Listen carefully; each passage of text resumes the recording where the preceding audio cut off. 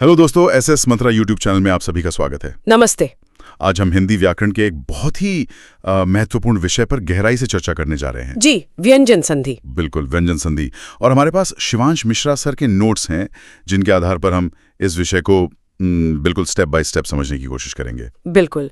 तो सबसे पहले ये समझना जरूरी है कि ये व्यंजन संधि आखिर है क्या। हाँ, मतलब इसकी परिभाषा क्या है? देखिए, जब किसी व्यंजन का मेल किसी स्वर या किसी दूसरे व्यंजन से होता है ना, तो उससे जो परिवर्तन होता है ना, उसे व्यंजन संधि कहते हैं। अच्छा। यानी व्यंजन प्लस स्वर या व्यंजन, नतीजा होगा व्यंजन संधि। और एक बहुत मजेदार बात जो सर के नोट्स में लिखी है, मुझे वो बहुत पसंद आई। कौन से? कि हर काले चश्मे वाली आंधी नहीं होती और हर शब्द में संधि नहीं होती। हाँ, सही कहा। और इसी से जुड़ा एक बहुत जरूरी बिंदु है। क्या? कि क्ष, त्र, ज्ञ और श्र ये संयुक्त अक्षर हैं। अच्छा, ये संधि नहीं है? नहीं, ये सिर्फ मिश्रण है, संधि नहीं। ये भ्रम हमें सबसे पहले दूर करना होगा। ठीक है, तो चलिए अब इन नियमों को समझने की शुरुआत करते हैं। इसकी चाबी क्या है? नोट्स के मुताबिक इसकी शुरुआत होती है क, च, ट, त, प से। जी, ये संधि की चाबी है।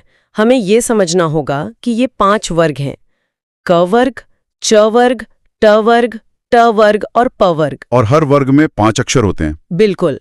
इनके साथ ही हमें अंतस्थ मतलब य, र, ल, व और ऊष्म यानी श, श, स, ह इन व्यंजनों को भी ध्यान में रखना होगा। ठीक है, तो सबसे पहला नियम है पहले का तीसरा। जी। इसका एक सूत्र भी दिया है कि कचट तप के बाद अगर कोई स्वर या व्यंजन आए तो वो गजट दब हो जाता है। गजट दप। हाँ, मतलब किसी भी वर्ग का पहला अक्षर जैसे क, वो अपने ही वर्ग के तीसरे अक्षर यानी ग में बदल जाएगा। शिवांश मिश्रा सर ने इसे बहुत सरलता से समझाया है। अच्छा, तो क का ग, च का ज। ऐसे। इसके कुछ उदाहरण देखते हैं, जैसे दिक प्लस अंबर, दिगंबर। यहाँ क का ग हो गया। और अच प्लस आदि, आजादी। च का ज बन गया। षट प्लस आनन, षडानन।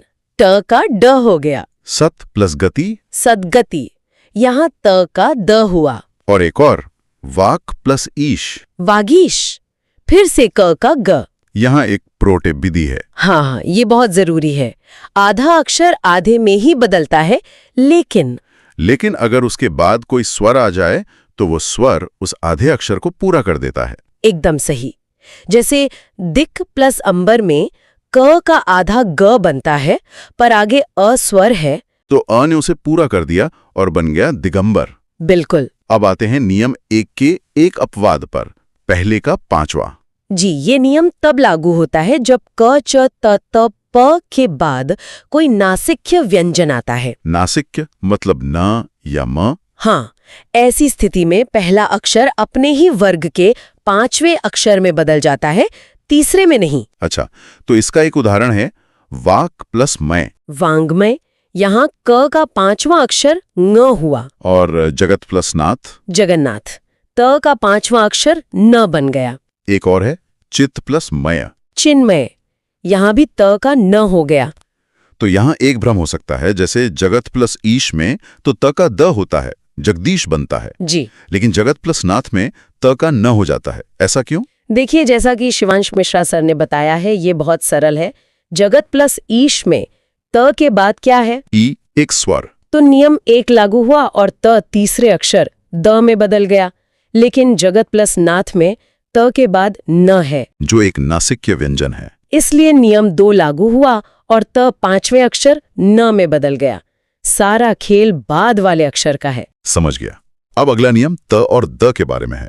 नोट्स कहते हैं कि ये संगति के अनुसार अपना रूप बदल लेते हैं। बिल्कुल। त या द के बाद जो अक्षर आता है, ये उसी का रूप ले लेते हैं। जैसे अगर च या छ आए तो च बन जाता है, जैसे उच्चारण। और ज या झ आए तो ज बन जाता है, सज्जन की तरह। अगर ट या ठ आए तो ट, जैसे तट्टिका। और अगर ल आए तो वो बन जाता है ल, जैसे उल्लास में होता है। बिल्कुल, उल्लास। जी। त के कुछ और विशेष नियम भी हैं। हाँ, इसमें 2 मुख्य केस हैं।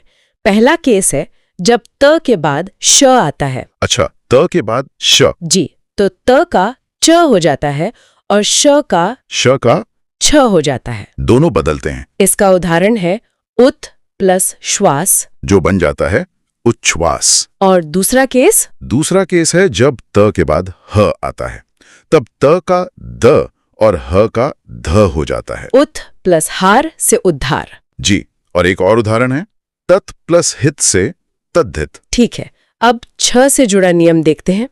ये तो काफी सीधा लगता है। हाँ, ये बहुत सीधा नियम है। अगर किसी भी स्वर के बाद छ आता है तो छ से पहले आधा च जुड़ जाता है। बस इतना ही पूरा है। बिल्कुल। बहुत बढ़िया। अगला नियम म के बारे में है, जो अनुस्वार मतलब बिंदी में बदल जाता है। इसके दो भाग हैं। पहला, अगर म के बाद क से म तक कोई भी व्यंजन आए, मतलब कोई भी वर्गीय व्यंजन। हाँ, तो म या तो अनुस्वार बन सकता है या फिर बाद में आने वाले व्यंजन के वर्ग का पांचवा अक्षर। जैसे सम प्लस कल्प। या तो संकल्प लिख सकते हैं बिंदी के साथ या फिर ङ के साथ। अच्छा, और दूसरा भाग? दूसरा एक सख्त नियम है। सख्त? हाँ, अगर म के बाद य, र, ल, व, श, श, स, ह आए तो म सिर्फ अनुस्वार में ही बदलेगा, कोई दूसरा विकल्प नहीं है। मतलब यहाँ कोई छूट नहीं है। बिल्कुल नहीं। जैसे सम प्लस योग हमेशा संयोग ही होगा। और सम प्लस हार? संहार, सिर्फ बिंदी। ठीक है। और हमारा अंतिम मुख्य नियम है न का ड़ में बदलना। जी। यदि किसी शब्द में रे, र या श के बाद न आता है, भले ही बीच में कुछ और अक्षर हो, हाँ, तो भी वो न र में बदल जाता है। इसका सबसे प्रसिद्ध उदाहरण है परि प्लस नाम, परिणाम, और प्र प्लस मान, प्रमाण, और राम प्लस अयन। रामायण। कमाल है। चलिए तो एक नजर में इन सभी नियमों को दोहराते हैं। बिल्कुल, हमने सीखा 1 का 3, गजरदब नियम, फिर 1 का 5 यानी नासिक के नियम, फिर त का नियम, जिसमें डबल अक्षर बनते हैं, और त के वो दो विशेष नियम भी। हाँ, फिर म का नियम जो अनुस्वार से जुड़ा है, और छ का नियम। बिल्कुल। तो अब कुछ अभ्यास हो जाए। जरूर। मैं शब्द बोलूंगा, आप उसकी संधि बताएं। पहला शब्द है दिगंबर। दिक प्लस अंबर। उज्ज्वल।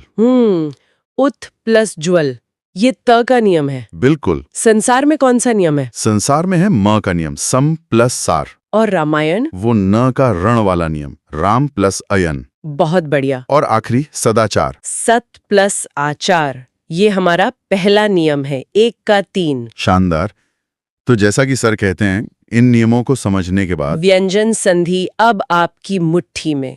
बिल्कुल। हमारा अगला विषय विसर्ग संधि होगा। दोस्तों, अगर आपको ये क्लास पसंद आई हो तो एसएस मंत्रा चैनल को सब्सक्राइब करें, वीडियो को लाइक करें और बेल आइकन दबाना ना भूलें। धन्यवाद।